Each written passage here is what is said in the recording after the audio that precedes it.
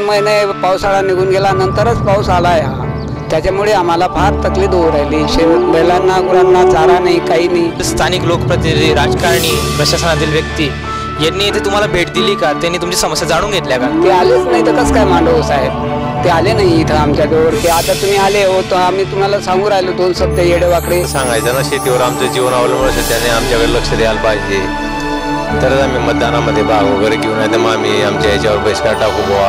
आज आमच्या शेतकऱ्याने, आमच्या बळीराजाने जर कधी स्थानिक प्रशासन आणि सरकारने लोकप्रतिनिधी त्यांच्याकडे लक्ष न दिल्यास येत्या निवडणुकीत त्यांना धडा शिकवण्याचा निर्णय घेतलाय। तर यावेळी आपण बघूया आता तरी येथील स्थानिक लोकप्रतिनिधी, प्रशासकीय अधिकारी आणि शासन जागे होते का? यासाठी पाहत राहा स्वराज्य न्यूज। सध्या हेच ते तुमच्या समोर।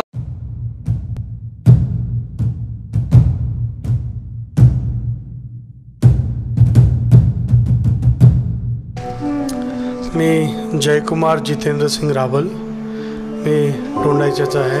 प्रत्येक नागरिक आणि प्रत्येक व्यक्तीने ती परंपरा ती पालन करणं अत्यंत महत्त्वाचं आहे। एखादी पिढीजात परंपरा तिला बंद करायला काय लागत नाही। उद्या मला वेळ नाही, मी करणार नाही असं म्हटलं तर ती बंद पडेल। वेळेस येथील एका विशिष्ट पक्षाच्या संभाव्य किंवा इच्छुक उमेदवाराने एक सुशिक्षित तरुण बेरोजगारांसाठी एक कार्यक्रम आयोजित केला होता, मार्गदर्शन शिबिर, आणि त्यांना नोकरीस लावण्याचा प्रयत्न केला होता। तर आपल्या मतदारसंघातून काही तरुण या ठिकाणी गेले होते का? आणि गेले असतील तर तुम्हाला काय वाटतं की त्यांचा कितपत फायदा झाला असावा? निवडणुकीच्या 2-4 महिने अगोदर येऊन प्रचार करणं, काय पैशांचं वाटप करून कार्यक्रम करणं हे सोपी गोष्ट आहे। तुम्ही 4.5-5 वर्ष काय करत होतात?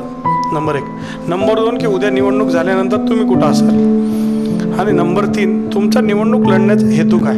तिथे आपल्याला दिवे लावता येतील। परंतु राजकीय हेतूने जर आपण आमच्या तालुक्यात आले, मग तो कुठल्याही पक्षाचा असो, परंतु त्याच्या माध्यमातून खऱ्या अर्थाने किती लोक लागले, किती लोकांना नोकरी मिळाली, खऱ्या नोकऱ्या होत्या का, हा सगळा संशोधनाचा विषय आहे। परंतु काही देऊन जा, काही घेऊन जाऊ नका, एवढीच आमचं त्याच्या माध्यमातून मागणी राहील। खरं तर स्वराज्य न्यूज चॅनल यांनी अत्यंत स्तुत्य असा उपक्रम घेतलेला आहे की गाव तिथे रिपोर्टर, कारण प्रत्येक गावामध्ये जाऊन निपक्षपातीपणे त्या आणि निर्भीडपणे त्या जनतेचे प्रश्न काय ते समजून घेणं गरजेचं आहे। आरसा दाखवणारा कार्यक्रम आहे, लोकांचं प्रबोधन करणारा कार्यक्रम आहे आणि लोकांना बोलतं करणारा कार्यक्रम आहे। तुम्ही आपल्या कॅबिनमध्ये बसून न राहता गावापर्यंत, गल्लीपर्यंत, पाड्यापर्यंत, वाड्यापर्यंत पोहोचून लोकांच्या समस्या जाणून घेण्याचा एक चांगला उपक्रम केला आहे। मी देखील आपला चॅनल सातत्याने पाहिल, जेणेकरून मला अनेक गावांचे प्रश्न हे माहीत पडू शकतील, त्यांच्या अडचणी माहीत पडू शकतील।